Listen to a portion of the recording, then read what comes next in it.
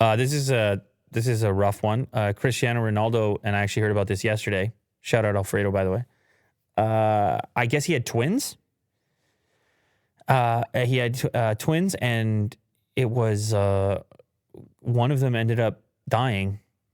I think shortly after childbirth. Here we have a couple quotes. His family is more important than everything, and Ronaldo is supporting his loved ones at this immensely difficult time. Oh, this came from Manchester United. I guess he's going to be missing a game, which is totally understandable.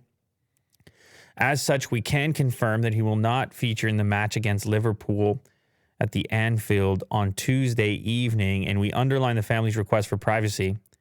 Ronaldo and his partner, Georgina Rodriguez, revealed their heartbreak on Instagram on Monday night, saying they were devastated at the loss of their son, calling it the greatest pain that any parents can feel.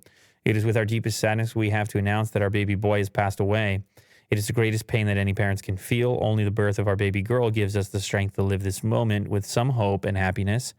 We would like to thank the doctors and nurses for all their expert care and support. We are all devastated at this loss, and we kindly ask for privacy at this very difficult time. Our baby boy, you are our angel. We will always love you.